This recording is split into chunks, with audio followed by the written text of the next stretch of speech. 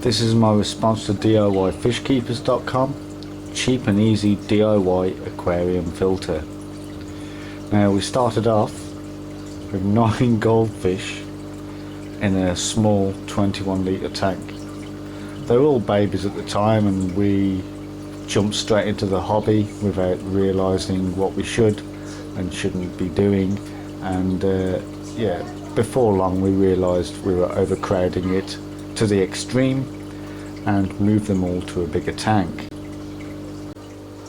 We then upgraded to a 150 litre tank, but our fish didn't stop growing.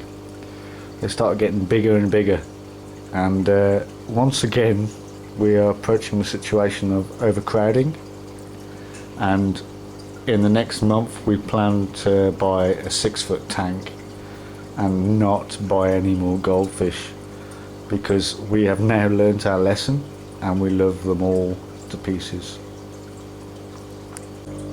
According to the nice chap at DIYfishkeepers.com, a cheap and easy DIY aquarium filter is well worth the build, especially if you're a DIY enthusiast, which I am.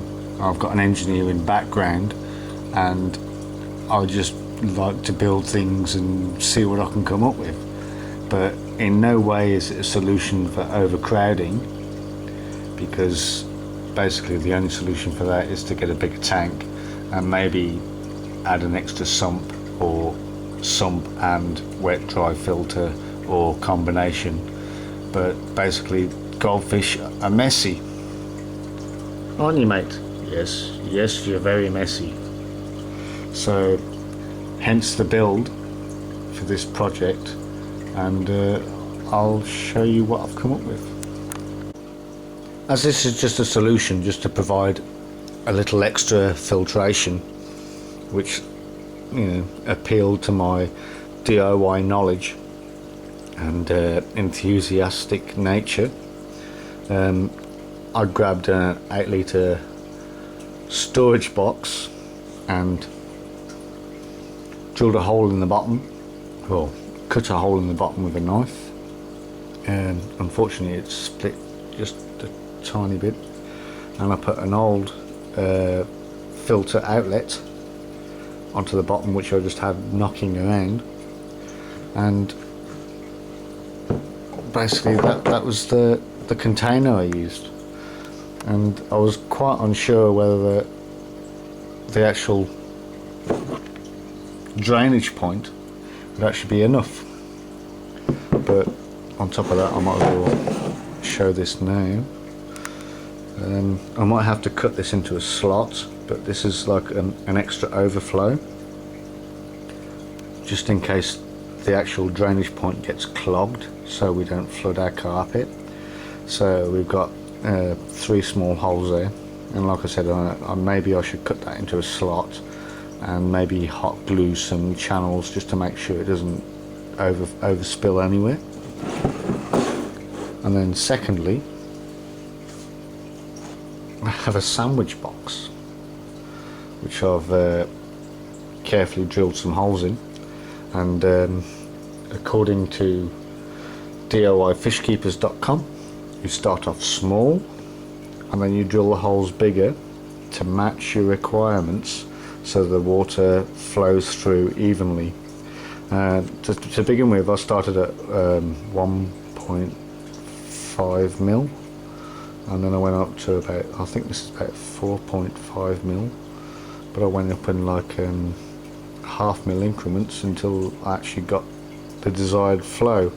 And when I actually put some floss into here, I might have to drill a few more holes, or maybe widen a few of them, but either way that seems to work.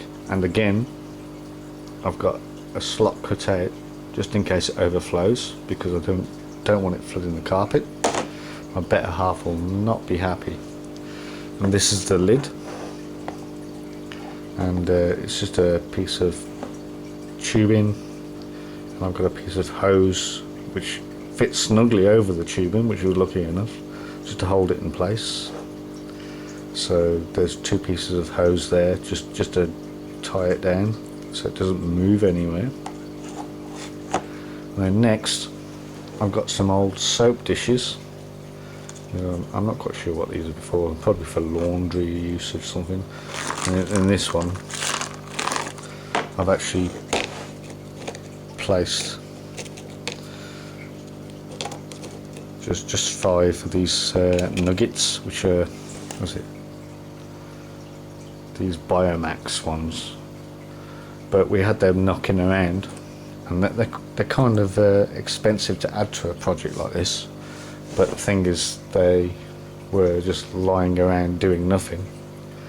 So in the next one I filled up the entire tray with the Biomax, and then on top of that we had some of this knocking around.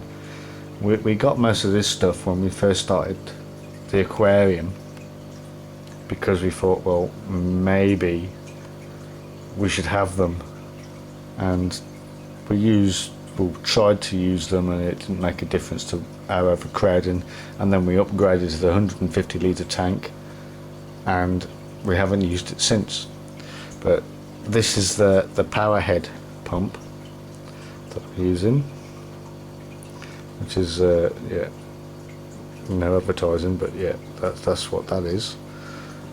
So that's what's going to be powering our wet dry filter. And I'm not quite sure whether I should be sticking this on top or below the nuggets, but for now I've been placing it on top.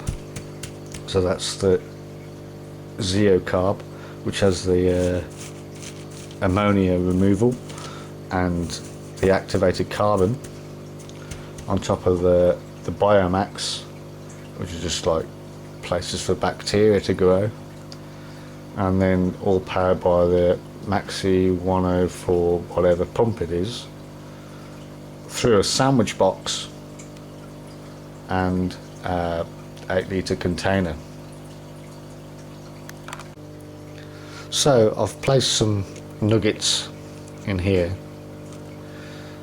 just purely to lift the second tray by about 15 mil. So I placed that in first, and luckily for us we managed to get stuff that fitted together quite nicely, and this was stuff knocking around in a garage. And secondly, I'll get the second tray and I'll place that on top, so that's 15 mil above the baseline of our little storage tank. And then I place the Fluval Zeo-Carb on top of that, which has got the ammonia removing stuff and the activated carbon. Like I said, I'm not quite sure whether I should be placing this in this situation, because I don't know, maybe it's going to be removing stuff that the bacteria will like when it starts to grow on the nuggets. But there we go. Then here I've got the sandwich box, and it fits in just nicely. And then I've got the lid, which we'll just place on top. So I'll just fit this to the tank and show you guys it all powered up. So this is our power head. It does 2,000 litres per hour. We've got outputting through a pipe which we've recycled from our previous project. That goes up out through the tank. I don't know, it's got a bit of algae in it, but I'm not concerned about that. And it goes into the top of our sandwich box, which has got all the holes in, which then trickles out like a little rainstorm into our media and out through the drainage point.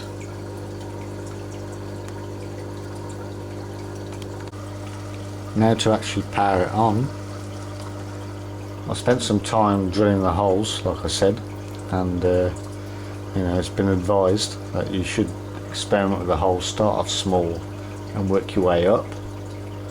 And right, okay, let's see if we can do this. It's hard to do while holding the camera, but let's switch it on. There we go. So instantly we have the sandwich container filling up and draining onto the media. Now really, I should put some floss in the sandwich container, and I maybe need a few more holes in there to stop it hitting the overflow point.